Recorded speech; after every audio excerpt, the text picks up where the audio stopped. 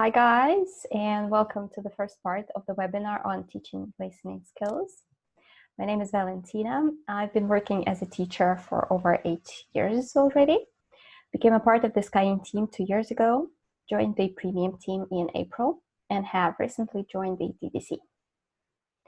Today, we're going to learn how to get your students ready for listening exercises. And first, we're going to discuss why listening can be tricky.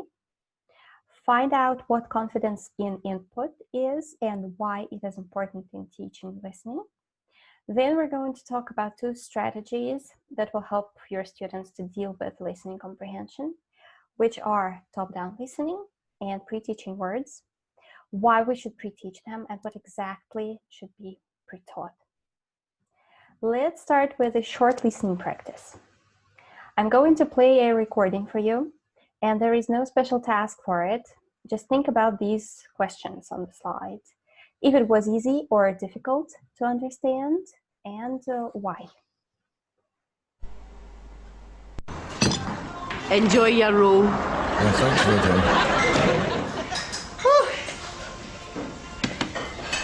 Please, Isa, join us. What can I get you? Oh, nothing for me. Just a tea and I'm watching my way. Maybe have a wee roll, sausage and put an egg on it, a wee bit of bacon. What's that you got, Victor? Roll and black pudding. A wee bit of black pudding and all, and stick a tatty scone in the tap, yeah. Do you want beans and all? No. Maybe a wee font for Right. Oh, Sinead, congratulations on your 1-year anniversary. That's flew in. How did you know? I just seen wee Fergie across the road. Was buying you something nice. Of course, I'll no say what it is. Flowers. That's remarkable, Isa. You managed to order the whole world on a roll and keep a secret for 52 whole seconds. Shut up. A wee slice of tomato, no hen. Tomato. Can I get that to go? Aye, no bother. We've got a wheelbarrow out the back. So, what do you think about it? You can pause the video here and think about the questions on the slide. This recording brings us to some important conclusions about listening in real life. So what does make listening tricky? First of all, it takes place in real time, so we don't have an opportunity to go back and re-listen to it. It means that we have to process information really fast. Secondly, there can be some background noise of people speaking at the same time and so on. Next, speech characteristics can affect understanding. Also, in real life, we often change the format. For example, paraphrase, use synonyms, different pronouns, references. And finally, there is a belief that listening is a passive skill, that it is something that all students somehow acquire if they are exposed to as much listening as possible. All these moments are very closely connected to and influence our confidence in input. But what is it? To put it shortly, confidence in the input is how sure the listener is about the accuracy of what is being decoded. Let's take a native speaker as an example. For native speakers, the input is decoded in a way which is highly automatic, and it requires next to no effort at all.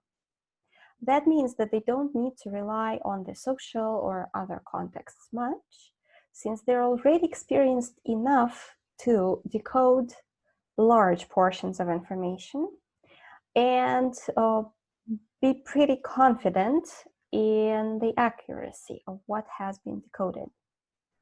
So it may seem that the more experienced the listeners are, the more confident they are, which is true, but that cannot mean that the problem can be solved by just listening to as much as possible.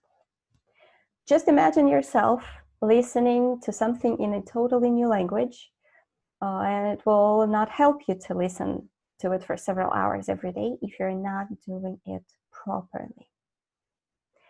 When we talk about a language learner, the lack of confidence for them is compensated by the context they can rely on and preparation.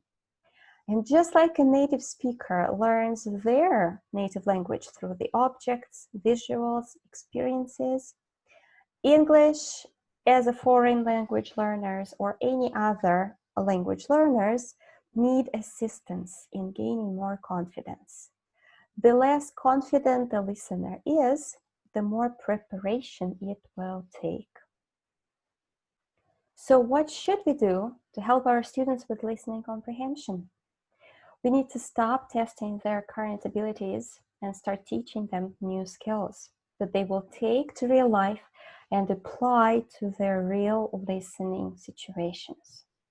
Unfortunately, many course books, and our platform is not an exception here, do not really teach the students any new skills. They just test current abilities. Here, I have a selection of exercises for you. Please pause the video here and try to answer the question. Which of them are teaching and which of them are testing? I can give you a hint. Think about which exercise or exercises tell students how they are supposed to do the exercise, what to focus on. If you think about it, you'll see that only exercise 5 is going to answer this question, while numbers 1, 2, 3, and 4 just ask them to listen and tick, to listen and mark, to listen and match, which is not teaching, it's just testing. That's why we as teachers need to use some strategies to help our students to understand more and teach them how to deal with listening comprehension. The first strategy we're going to discuss today is called top-down processing. When we use top-down processing, it is like we're looking from the top and trying to see a bigger picture. Let me illustrate it to you. Look at this picture. Where was it taken from? There are 3 options how you can answer this question. First of all, you might have seen the movie and you simply know that it is taken from a movie. Secondly, you might know Robert De Niro, the actor in the middle. But even if you have never seen him or you have never seen the movie, you can still see the clue here in the left bottom corner. And you can tell that it is taken from the movie. So it is your life experience which helps you to answer the question. So how do we teach top-down processing? Just like I did before, we can use visuals or pictures. Also, we can, of course, ask some questions connected to the topic. And finally, we can ask students to make predictions. Why should we do all this? Why can't we just start listening? To answer this question, we need to understand how we select things for listening in real life. Do we normally know the name of the video? Do we know the format? Do we know what the topic is? Are we normally interested in the topic? Are we motivated to listen to it? I'm sure the answer to all these questions is yes. And that's exactly what we need to do before we ask our students to listen and do some exercises. We need to create motivation for listening. And when we use top-down strategies, we activate our students' background knowledge, which helps them to understand more speaking. As for the recording, which I played at the beginning, I totally failed as a teacher because you were not ready. Probably you've noticed that this recording is taken from a video. So instead of just playing the recording, I should have shown you some pictures, maybe screenshots from the same video. Of course, I should have asked you a few questions like, where are they? What are they going to do? Who is the lady on the right? Does she look friendly? What country is it? And so on. One more picture could also have been helpful. If I had elicited these food names before playing the recording, it would have been easier for you to catch them. Now let's bring these ideas into practice. Here you can see the transcript from our General English course, pre-intermediate level, lesson 10, about famous photos. Pause the video here and study the transcript carefully. After that, think about the following question. What questions based on the content will allow students to understand more? If you've already done that, let's check together. In fact, we can ask 3 different groups of questions here. The first group will be about people. Like, who are these people? What are they doing? Are they talking or arguing? What are they talking or arguing about? Are they friends or lovers? Why do you think so? Are they still together? Do you believe in eternal love? If we start answering these questions, we will generate a lot of connected vocabulary. And if you compare this vocabulary with the script, you will see that all these words appear in the recording. The next group of questions will be about the place. Like, where are they? What city is it? How do you know? How did you guess? What stereotypes about Paris do you know? Is Paris a romantic place? Is it easy to fall in love there? And the generated vocabulary again appears in the recording. Finally, we can ask about the photo. Is it a new photo? How did you guess? When was it taken?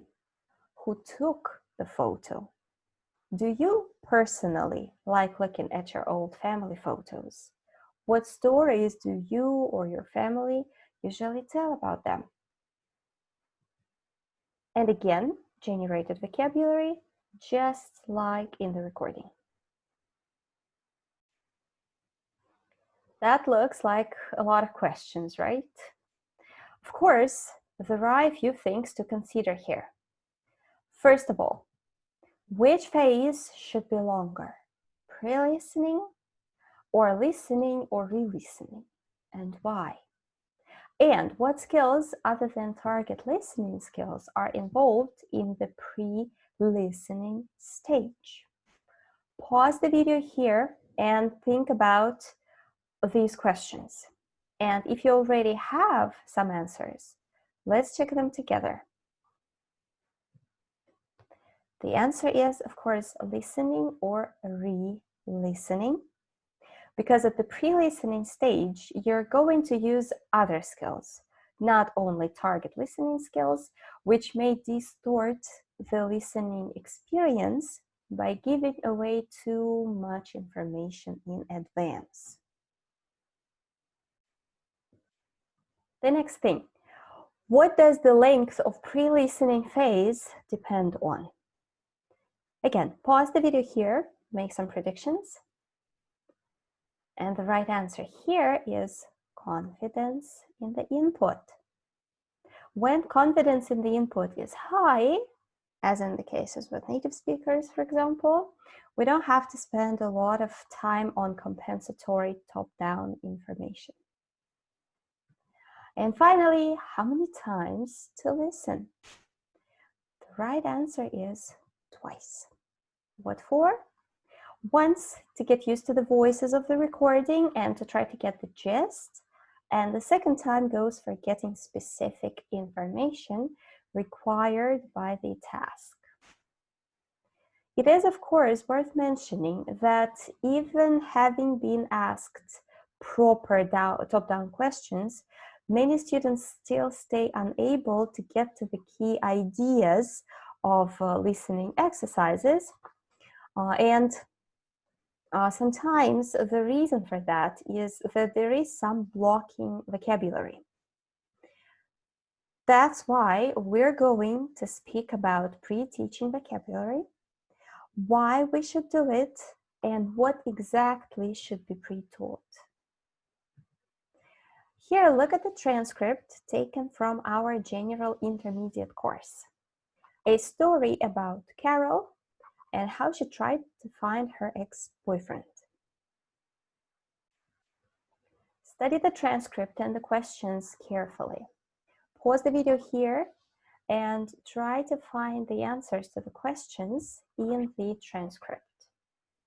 If you've done this, pay attention to words and collocations, which will help you to answer the questions. If you're ready, let's check it together. So, Carol realized that they didn't have anything in common, and Robert, who used to be a rebel, then was much more conventional. Is it possible to answer these questions if we don't know these words? That's right, it's not. It's pretty obvious now that if we do not pre-teach these words, the students will never be able to get to the key ideas of the exercise or even of the recording. By pre-teaching, we give our students another opportunity to predict what is going to happen in the recording. In other words, pre-teaching is another way to activate background knowledge. It is not exactly the same as top-down processing. However, it contributes to a bigger picture greatly. Let's have a look at some basic rules on how to choose words for pre-teaching. What do you think? Should we pre-teach all new words? Pause the video again, try to answer the question yourself. If you've done that, let's check together. The answer here is no. First of all, it's extremely time-consuming. Secondly, it leaves students unprepared for real-life listening, because in real life, nobody pre-teaches us all new words, and we have to be able to guess them from the context. Finally, we switch the focus from trying to get the idea of the recording to trying to catch particular words which have been pre-taught. It doesn't make any sense. So we definitely shouldn't pre-teach everything. Instead, we should pre-teach only the critical words. What are they? Pause the video here and think about the following expressions one more time. Was it possible to answer the questions without them? By critical words, we mean words without which the exercise cannot be completed. How many critical words should there be in a listening exercise? Pause the video, make your predictions. The right answer is 4, at most 5.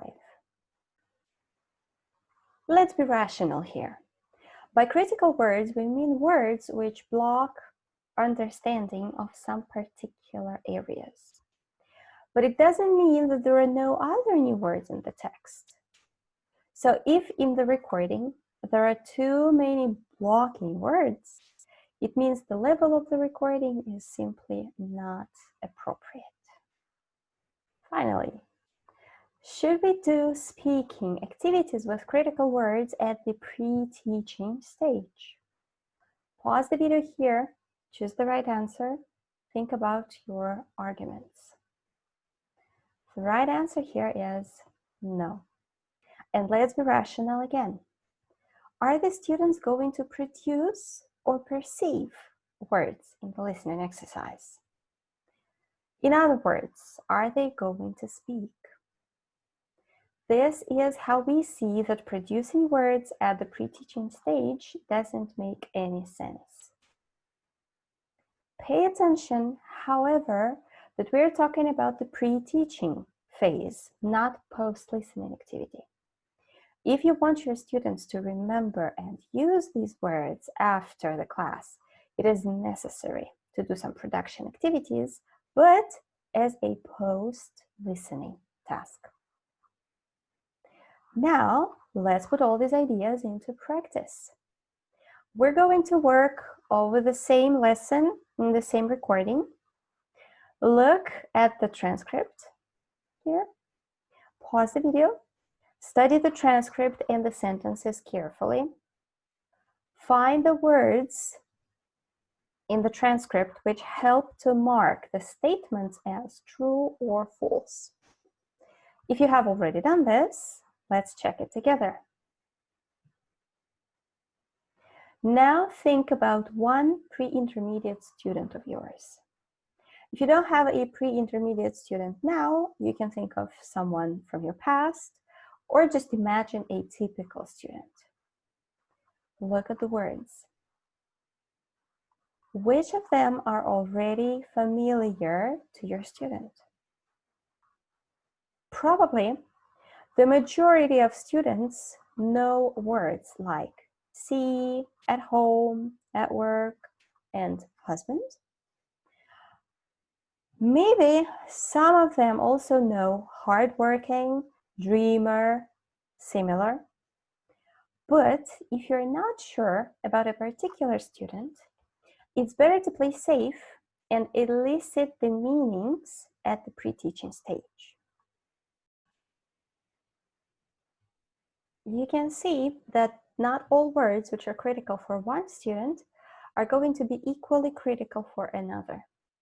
It depends on the particular person, but it also depends on how well the teacher knows the student's active vocabulary. So, how does it all work? Let's summarize. Top-down strategies help us to predict the content of the recording and focus on the big picture. By using top-down strategies, we can even predict some particular words that then will appear in the recording.